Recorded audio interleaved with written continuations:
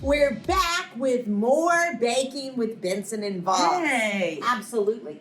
And remember last time we told you about equivalent means the same thing as equal. Well, now we're going to grow that vocabulary a little bit more. And we're going to talk about proportions.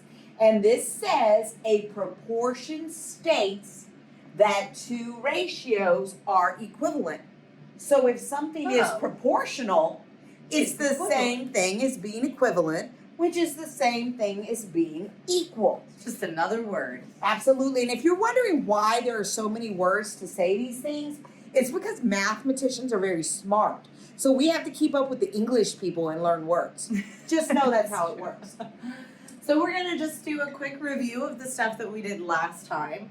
But this time we're going to focus on just cross multiplying because that's the method we're going to need for the rest of today. Right. Okay? So let's go ahead and check that first one. What are we doing? We're going to do 4 times 9. All right. And that is 36. And then we're going to do 3 times 8. And that is 24. So when we're answering the question, are the ratios proportional? It's the same as last time when we were answering, are the ratios equivalent? Right. So since I got different numbers, my answer is no. They are not proportional. Now let's try this next one. Okay, we're going to use the same method. We're not going to use the changing to decimals because we won't need that anymore. 4 times 3 is 12. And 2 times 6 is 12. 12. Which means, yes, these are equivalent. They are proportional. They are equal. It's good stuff. Absolutely. So Okay. let's go on to our next page. So why are we doing all of this? Okay. That's always the golden question. All right. Sometimes one of the values is missing. Dun, dun, dun. This is where the real fun begins. To figure out what number makes the two ratios equivalent, we're going to cross multiply. Which we've already been doing a little bit, so we're pretty much experts at this. Absolutely. We know what we're doing. All right. So if you have two ratios set up and there's an equal sign between them, but there's one missing number, it could be called X, it could be called Y, it could be called any letter you wanted. Then we're going to use cross multiplication to solve for that missing variable. And we're going to use a bunch of our equation skills from last 9 weeks. So when we cross multiply this time, we're doing X times 12. And if you think back, Right. what is 12 times X? It is 12X. Beautiful. We can do that. Then we're going to bring down that equal sign, aren't we? We are. Very good. And then we're going to do 10 times 3. Which gives us 30. And now, Ta-da-da! it's just a one-step equation. Absolutely. And you're masters at one-step equations. So we're going to draw our line because we like to keep things organized. Absolutely. And then we're going to divide both sides by 12. Whoopsie. I don't know what I was putting there. 30 divided by 12 equals 2.5. So, we're going to check this, but what that Absolutely. should mean is that the number that would make these two ratios equivalent is 2.5. But we're going to check our work, just like we checked our work for equations. Absolutely. So let's go ahead and just write 12 over 10 equals 3 over, and we're going to replace that x with a 2.5. We're going to substitute that. Now, let's go ahead and cross multiply and see what happens. Let's do it. I'm going to do 2.5 times 12, and that gives me 30. Okay. And then I'm going to do 10 times 3, which gives me, oopsie, except I didn't type the 3. It's going to give me 30, and they are equal. So as long as 30 equals 30, we know that we solved correctly for that missing value of Excellent. X. That was fantastic. We're just using a Miss bunch Benson. of skills that we've already learned for something a little bit different. All Okay? right. All right, now. Woo, we're back to the bakery. Mm. We were happy about that because we were missing, Miss Benson was missing baking things. I was missing eating things. That's why we make such a good team. Yes. So, so sometimes you'll be given a problem just like the one that we saw on the last page, where all the proportion is already set up for you. mm-hmm. And sometimes you'll have a word problem and you have to create your own proportion. Right. But it's not so bad. No, not at all. You just have to learn what to look for, and we're going to help you with that.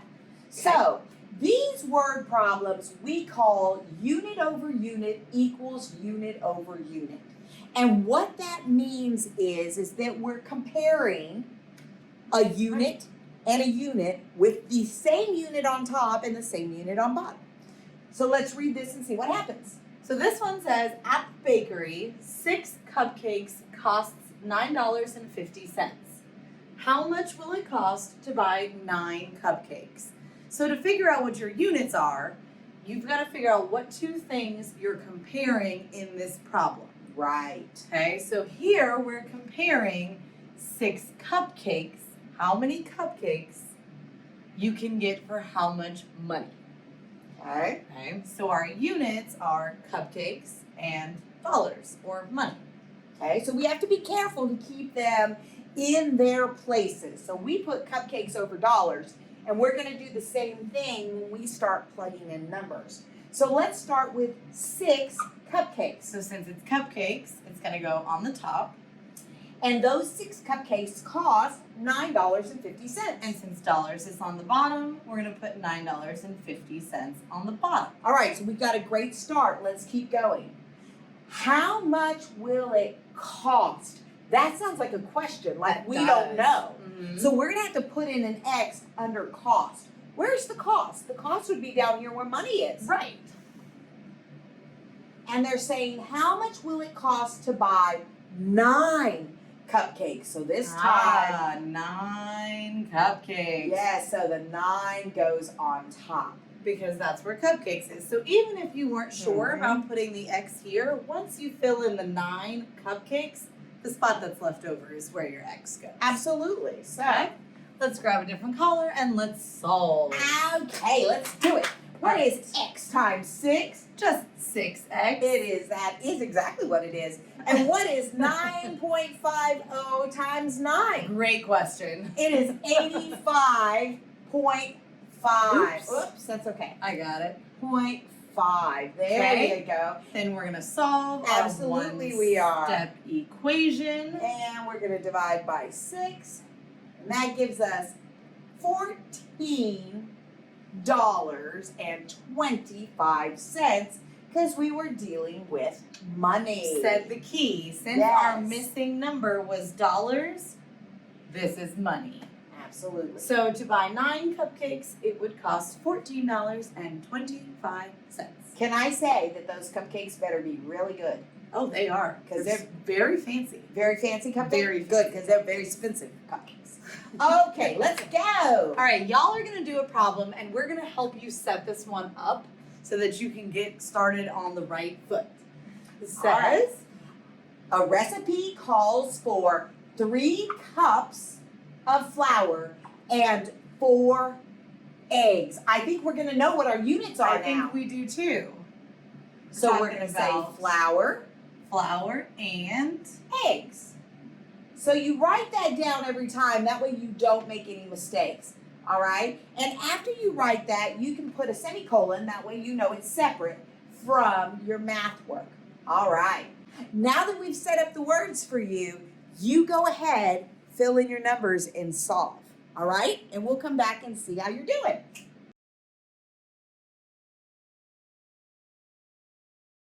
So, how do we set it up? set up our 3 cups of flour in the numerator and then 4 eggs in the denominator. Mm-hmm. And then when you kept reading the problem, you got the bakery is making a large batch with 10 eggs.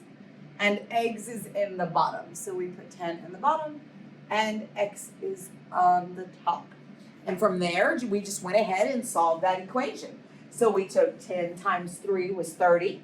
4 times x was 4x. Mm-hmm. We knew we had to get the x alone by dividing. So we divided each side by 4 and we got 7.5 equals x.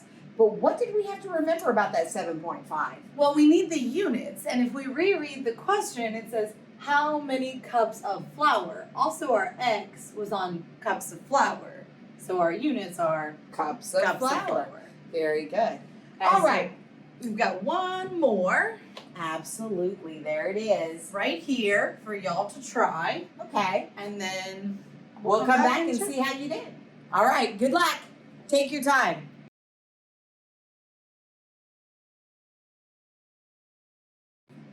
All right, guys, so here is your answer. You can have your proportions set up just like this, or you could totally flip it. If you want to check and see if you set it up right, you could just ask your teacher. Yes. Okay. But however you did it, as long as it's set up correctly, you should get 54 donuts in the end. And if you have any questions, Or if you want to make us any donuts, reach out to your teacher. see you They'll later. send them to us. Bye-bye.